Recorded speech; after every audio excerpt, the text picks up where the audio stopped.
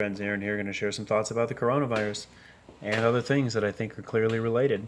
I just want to talk about how I have read about how these mutated viruses, whether we're being told that they're mutating naturally so that they can make the jump, make the leap from one host species to the next and, start infecting humans instead of bats or pigs or birds or whatever, that they don't remain stable. And that means that they're changing, not evolving, but mutating, changing a little bit in the sense that from host to host, they're not going to remain exactly the same. And what they're talking about in these articles that I've read is something like MERS or something like SARS.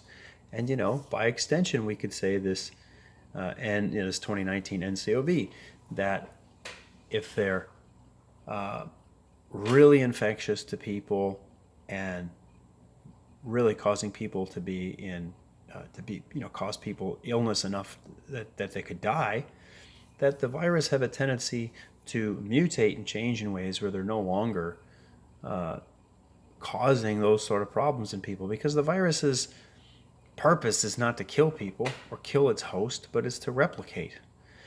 But I think we need to understand what virus is. Virus is not something that pretty much probably any of us were taught about,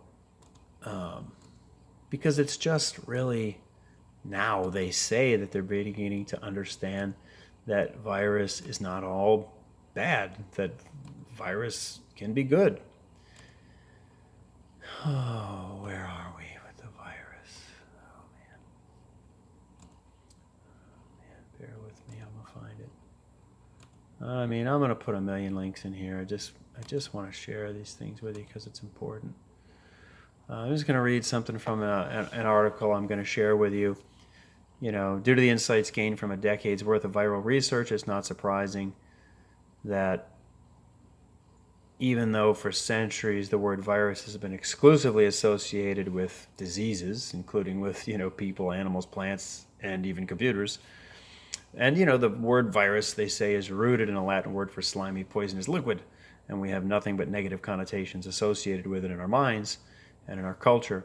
Yet virologists have slowly, good for them, come to realize that only a minority of viruses are virulent. Most are innocuous, probably not just innocuous, but goes on to say some are definitely beneficial, probably a lot more than they understand are beneficial. Not that long ago, we didn't talk about viruses being beneficial at all, but there are studies that are showing that there are viruses in our bodies that are beneficial for us, and same thing, viruses that are beneficial for plants and other organisms on the earth. And some of them are downright indispensable. We need these things, and other organisms need virus inside of us, just like we have good bacteria, for us to function properly. And there's mutualistic symbiotic relationship. And if we believe in creation, and I certainly do, that we're created, we're not an accident, we have a creator, and there is only one creator, and everything else and everyone else is created. And we don't fight against flesh and blood. We fight against the rulers, the powers, and the principalities, of this dark world. And of course, the rulers of this fallen world operate through the hands of men and women. There's no question about that. But nobody out there is creating anything. Nobody's creating viruses. They always use this terminology. There's one creator, only one. That's Yahuwah God, the God who made us. Everything else is just corruption and copy. And none of these corrupted copies are the same. They don't have the same strength. They don't have the same viability. They don't have the same stability. Anytime you've got a copy, it's weaker. And so when you take a virus, and I believe this is true from the things that I've read, reading, some of it kind of directly, this information, and some of it kind of reading in between the lines, that the virus are going to mutate when they move from host to host. And I'm talking specifically about things like these coronaviruses that they talk about, MERS and SARS, and they're killing people. The virus doesn't want to kill its host. The virus wants the host to be healthy enough to continue living and living, pretty well, not being sick and dying and being more vulnerable so that it dies, because then the virus loses its host. It wants to make more virus. Now, the reason for that is because we're meant to be good, and they are, as a rule, good. But then when these things are copied and pasted together, and I've shared information about that, and of course others have too, that they have in fact taken this protein of the outer shell, the corona, the crown of this, bat virus, and they've taken the backbone or the guts of the SARS virus and they've stuck it in there because this latches onto the human respiratory cells better, and then the SARS does a really good job of replicating and then causing illness. That, as it transfers from host to host, human host to host, most especially, I would think, it starts to change and I think revert back to what it was meant to do, and that's not infect and kill people. And so do I believe, I have a hard time believing that our enemy and all those who work for the enemy, whether known or unknown, who they're working for, and they're working on these viruses, these mutated organisms, that they can create something like the Father created. What they create breaks down. Can they infect? Can they just send out a virus? Got a vial, got some virus in it, send it out, and boom, it's a pandemic that sweeps the whole earth and starts killing millions of people. I seriously doubt it. I seriously doubt that's possible. Are people in Wuhan getting sick? I mean, probably so. Is it a lot of people? Is it anywhere near as bad as these videos that people are showing people dropping dead? And I'm going to talk about some of that stuff and what I think it also could possibly be. I really don't necessarily believe that. I think that what has to happen is that we have to be given something directly. We have to be infected directly. We have to be damaged and attacked directly, because we're very resilient. Our bodies are very resilient. Our minds, our emotions, the human spirit is resilient. We have the life of the Father breathed into us. And if we will take the truth that we're given and continue to move in that direction, take care of our temple in every way, mind, body, and spirit, then we have the ability to overcome and resist. I really do believe that. I'm reading articles now because I've read in a number of places about how, and the process, and I'm not going to get into it because I don't have time. I talk too long and nobody wants to hear me. I look at my, how long people listen to my videos, and it's a couple of minutes, and I feel like I'm sharing good information a lot of the times. And measles, when you have a measles infection, a natural measles infection, your body's response to that helps your body be better at fighting cancer. That's a fact. But now you can find plenty of articles out there that say, well, natural measles infection doesn't do that, but the lab-created measles, when you get a measles vaccine, that can actually help your body fight cancer. That's proof. They're just coming out and saying that measles helps you fight cancer, but they want to say their measles helps your body fight cancer, not naturally occurring measles, which is bullcrap. But I also wanted to touch on some other things, and I wanted to talk about how they're disinfecting whole cities. And some of the things that are in disinfectants are pretty freaking scary. And I'm just going to share, I'm not even going to get into what these things are. I'll share some of these links and you can look at some of these things. But some of the things that are found in disinfectants, and we don't know what they're spraying. But look, just Clorox disinfectant is harmful to our immune system. It's harmful to our physiology. But there are serious issues with some of the things that can be used in hospital disinfectants, the really strong disinfectants. What are they actually going around and spraying? And are they disinfectants at all? But if they are disinfectants, some of the things that can happen when you're exposed to these sort of things is the ciliary motion is adversely affected. That's the little microscopic hairs that beat in a rhythm pattern and move liquids over the surfaces of internal tissues. Now, nasal mucosal histology can be adversely affected, and that's the microscopic structures inside your nose and throat. We're talking about respiratory illness, right? So this is affected by having disinfectant sprayed on everything and you're breathing it in. Human neutrophil function, or white blood cells, the function of your white blood cells. I mean, that's a big deal, is affected when you're having disinfectants breathed in. And your leukocyte responds to local inflammation. And when you're breathing in pathogens, you have local inflammation, and you need your body to respond to that. Leukocytes help fight infection, play an important role in the body's immune system, and that function is diminished when you're being exposed to disinfectants. I mean, they're doing so much to these people that makes this weak virus, this cold virus, making people sick. They're attacking them in so many ways that they don't have any choice but to get sick, frankly. And there's a lot more going on, I believe, and I just want to kind of touch on some of these things. You know, I see fog being sprayed in my neighborhood on a regular basis to kill the mosquitoes, and the stuff that's in that is insane.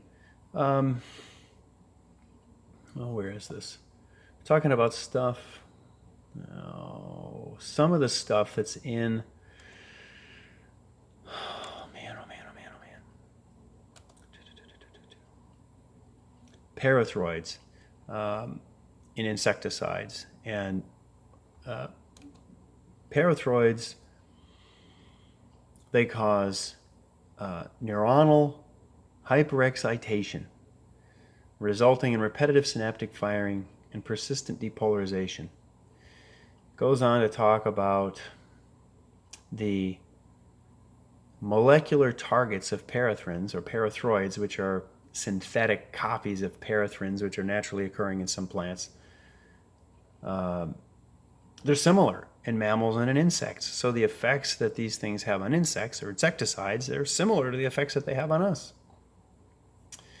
They produce neurological syndromes through their CNS and PNS effects, with signs including tremors, incoordination, prostration, seizures, and death. Listen, please. Oh my God.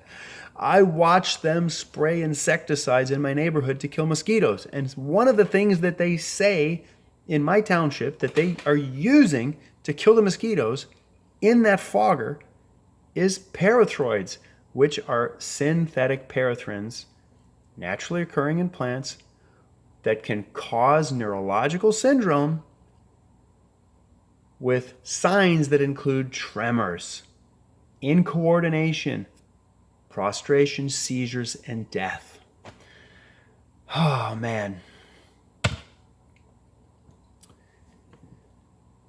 Type 2 pyrethroids work primarily by CNS mechanisms to elicit hyperactivity, hunched back, salivation, tremors, incoordination, progressing to sinuous writhing movements. That sounds a lot. That is a very accurate description of some of the things that we're watching on these videos. After they fog an entire city. What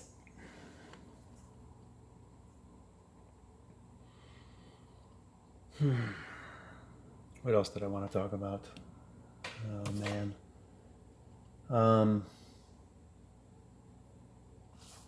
A bunch of stuff. I was reading about, going back, one other thing, I'm kind of jumping back and forth here, about what happens with vaccines.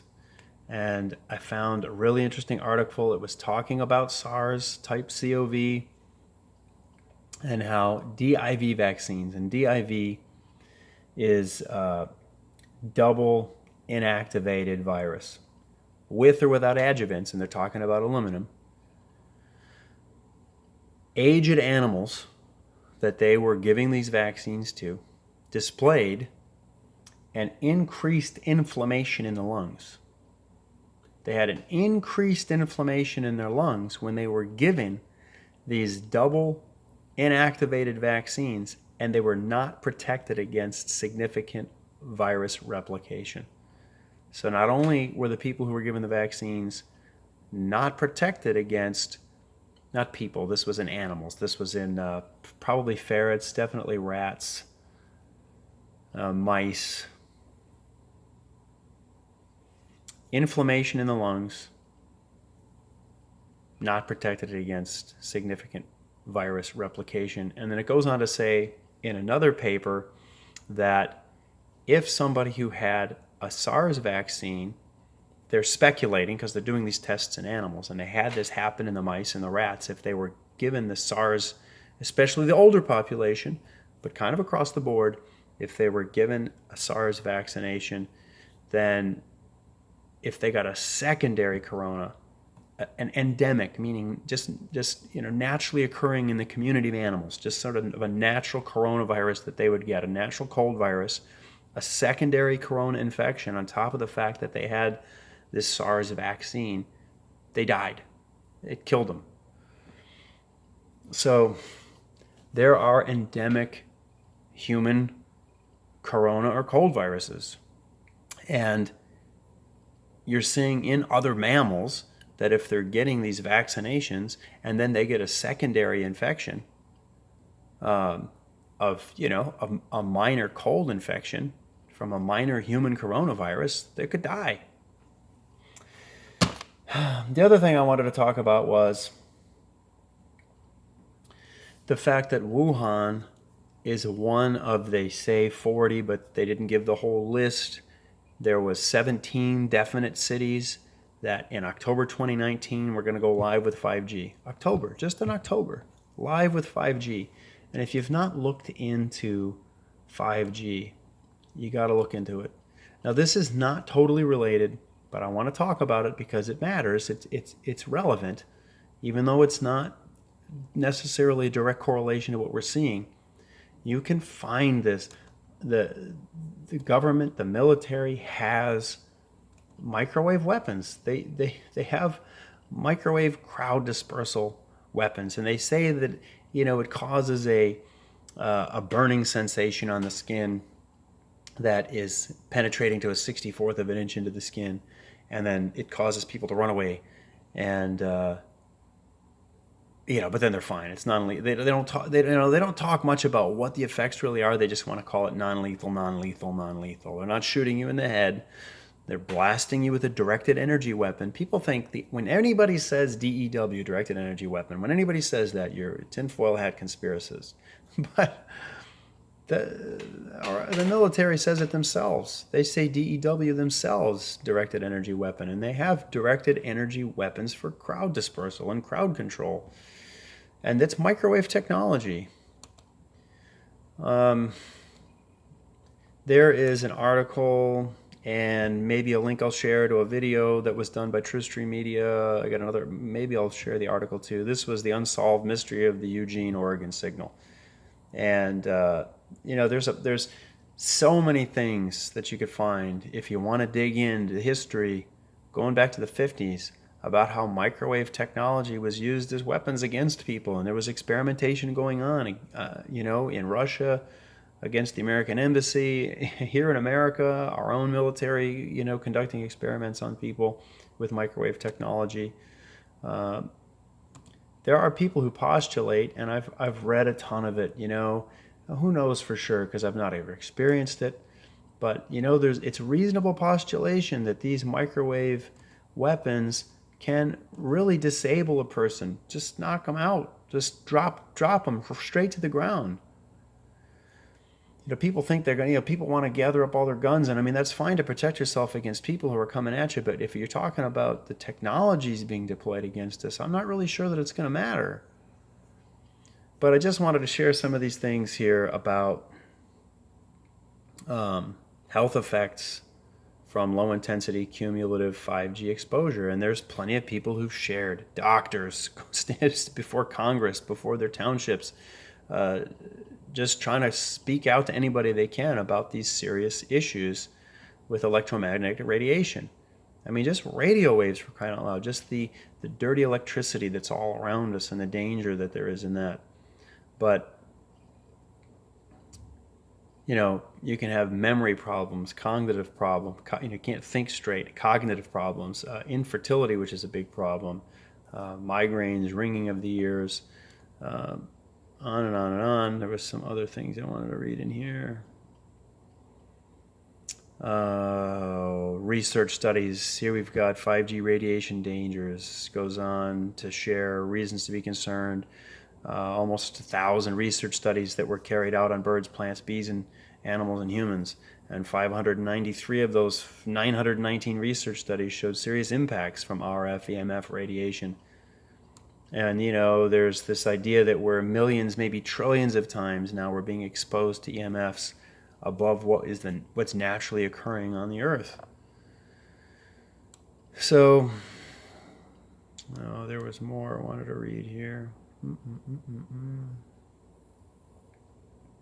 There was more than just that, but I can't find it now. Got so many things. This is it. Health effects from low intensity cumulative 5G exposure. And this is, cumulative effects, but that doesn't mean that you can't amp up the power and maybe do something that's kind of on the short term. But DNA mutations, this is one thing that I really wanted to point out. Mitochondrial damage. Look into what the mitochondria are and how they function and how important they are in our bodies. Like mitochondrial damage is death. I mean, this is serious. Tumors, cancer, heart palpitations, headaches, migraines. Certainly, we are made of light, energy, and water. I mean, that's essentially what we are. And this technology has a serious effect on us. And so, when I read about the dangers of the things that are in disinfectants and the sort of problems that people can have, when I read about and study into what's going on with EMFs and specifically 5G, which is now live in Wuhan as of just the end of last year, the things that we're seeing, the spasms, the people falling out in the streets, this stuff can really be happening for other reasons other than they have a viral infection that's just a cold virus, basically, I want to touch on a couple other things before I run out of time here. And I just want to share these things with you, hopefully briefly. You can look into the things that have been going on into China for a long, long time. And if I need to, I'll make this 2 parts. Please watch this. And I'm going to share these links and get into this stuff a little bit. The Chinese government has been harvesting organs from executed prisoners, going back into the 90s. Thousands of kidneys taken from executed criminals were transplanted into patients in Hong Kong. And the patients in Hong Kong were people from all over the world who needed kidneys. You get on a waiting list for an organ in our country, you might wait forever, and people get on the black market for organs. I mean, that's a real thing. And if you don't know what's going on with organ harvesting, this is another subject to look into. That, look, we're not actually dead until our heart stops beating. And I've talked about this time and time again. The ancients understood that the center of emotion, thought, consciousness is here in the heart, not in the brain. And that they're harvesting organs from people who are brain dead. And I'm not going to read all of this stuff, but it's scary. Brain death is not the same as biological death. And they're taking brain dead people and they're harvesting their organs. And the last thing they take, if they're going to harvest all of your organs, is the heart. They leave the heart beating. The person's alive. And there's some really horrible stories out there about people who've woken up in the middle of organ harvesting. I'm not trying to be really morbid, but I mean, the videos that people are sharing about this coronavirus are morbid enough. And you watch these videos, and I don't know if they're really dragging people away into these facilities, but one of the things that they do in China when they harvest organs from prisoners is after they harvest the organs from the prisoners, they insist that the prisoner is cremated. And the people can't get the ashes, the loved ones, until they pay for it. And they're hiding the evidence that they've taken the people's eyes, their skin, their heart, their lungs. They're hiding the evidence by cremating these people. This stuff is out here.